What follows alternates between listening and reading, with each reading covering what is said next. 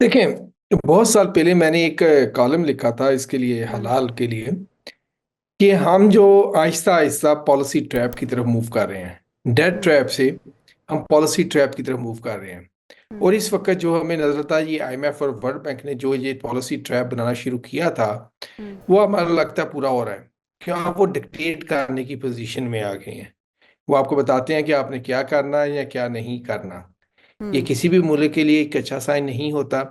और दूसरी बात यह है कि आईएमएफ और जो वर्ल्ड बैंक जैसे जो अदारे हैं, ये किसी भी मुल्क की तरक्की की आज तक वजह तो नहीं बने हुए हैं। हाँ, हम्म। उनकी मसाइल की वजह ज़रूर बने हैं। हम्म। चाहे आप यानी कि लैटिन अमेरिका की कंट्रीज को देख लें, चाहे आप श्रीलंका को देख लें, चाहे आप किसी को भी देख लें। तो हमें एक तो ये है कि अगर हम वाकई इकानमी को अपनी स्टेबल करना चाहते हैं या हम ग्रोथ ओरिएंटेड करना चाहते हैं, तो हमें आईएमएफ वगैरह के चुंगल से निकलना होगा। और उसके लिए ज़रूरी है कि हम अपनी इंडिजिनियस प्लानिंग पे जाएं, कि हमें हमारी इकोनॉमी कैसे हमें सपोर्ट कर सकती है। अब देखिए ना हम्म। कि लास्ट ईयर जो हम कह रहे थे कि हमारा जो जीडीपी ग्रोथ रेट है वो हमारी एक्सपेक्टेशन से ज़्यादा है। उसकी हम्म। जो मेजर वजह थी वो थी एग्रीकल्चर सेक्टर। क्योंकि एग्रीकल्चर ने 6.25 की आपको ग्रोथ रेट दिया था, जिसकी वजह हम्म। से जीडीपी का ग्रोथ रेट बढ़ गया। तो हम्म। हमने इमीडिएटली क्या किया, हमने एग्रीकल्चर को स्क्वीज करना शुरू कर दिया, हमने ख़राब करना शुरू कर दिया। उसका नतीजा में ये नजर आना शुरू हुआ। तो इस साल जो है कि फिजिकल ईयर फॉर 25 का, उसके पहले जो क्वार्टर में है, हमारी हम्म। मेजर जो क्रॉप थी जिसमें कॉटन है, वो 29% उसकी प्रोडक्शन कम होगी। राइस की हम्म। 1.2% कम होगी। शुगर केन की 2.2% कम होगी। और मेज की 15.6% कम होगी। मैं ये जो स्टेटिस्टिक्स कोट कर रहा हूँ, जो स्टेट बैंक ऑफ पाकिस्तान के हैं, ये किसी न्यूज़पेपर के नहीं है या किसी इस तरह के नहीं है कि जिसको आप कह सकें जनाब इनको छोड़े।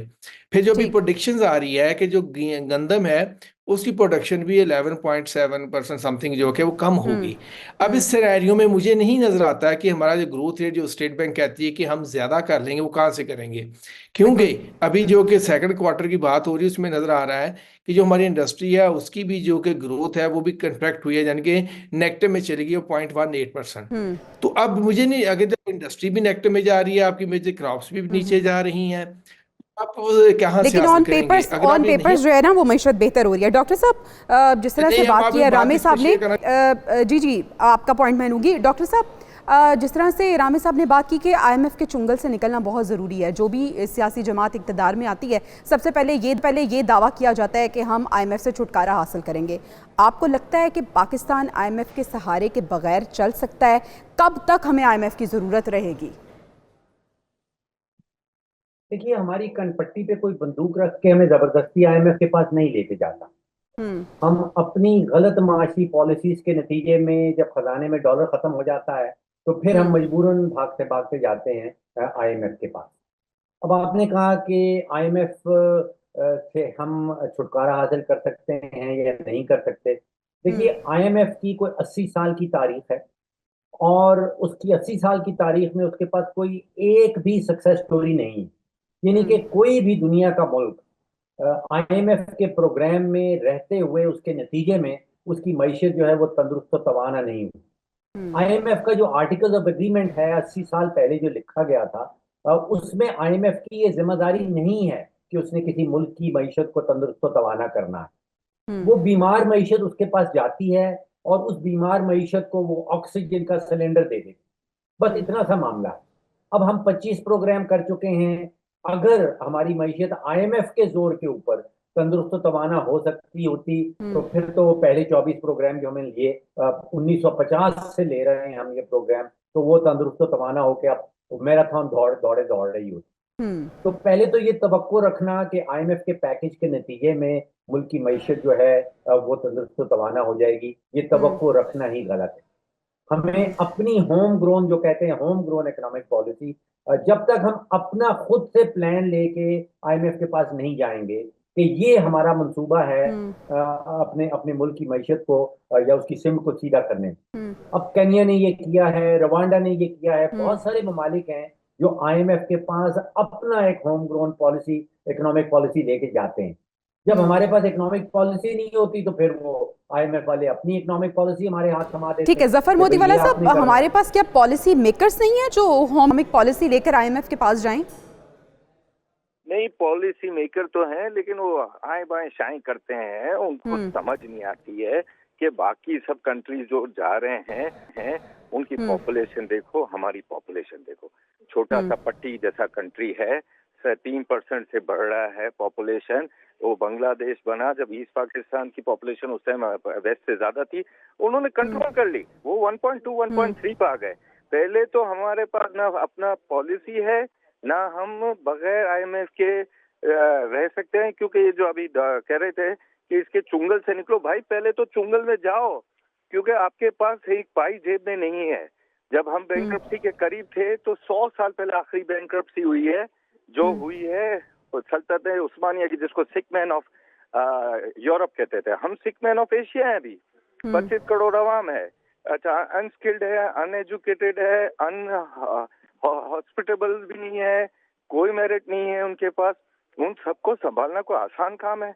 आप देखिए रोज कोई ना कोई टेरर एक्टिविटी हो रही है, वो हैव एंड हैव नॉट की हो रही है ना। और क्या है, कहीं पर खाने को नहीं है, कहीं पर पानी नहीं है, कहीं पर गैस नहीं है, कहीं पर इलेक्ट्रिसिटी नहीं है। तो ये सब चीजें में हमें हर एक दुनिया के हर कंट्री से हमें रुजू करना पड़ेगा, क्योंकि हम अभी डेथ पिट में है। जो मुशर्रफ कहता था कि डेथ पिट, तो ये डेथ पिट में अभी चल रहा है। तो अगर ये जो है अपना, अगर इसको इस तरह नहीं देखेंगे तो फिर कैसे देखेंगे हम? ठीक है शकील रामी साहब, हम मईशत में बेहतरी किस तरह से लेके आए? हम अपने पॉलिसी मेकर्स जो हैं वो उनके साथ बैठ के पॉलिसी बनाएं, हम अपनी होम ग्रोन पॉलिसी IMF के सामने पेश करें। एक आम आदमी, एक मजदूर, एक सैलरीड पर्सन, उसके लिए मईशत है क्या? वो किस तरह से समझे मईशत को? अब देखिए, अभी ये जो जफर साहब बात फरमा रहे थे कि हम डेथ बेड पे हैं, अब मुशर्रफ साहब की इन्होंने बात किया, तो उनके दौर के बाद जब हम क्या ग्रोथ ट्रैजेक्टरी पे नहीं आगे थे हम? क्या CPEC के आने के बाद हमारी इकोनॉमी संभल नहीं गई थी? ये हमारी क्या कहते हैं, बैड गवर्नेंस है, कि जिसकी वजह से हम डेथ बेड पे आते हैं।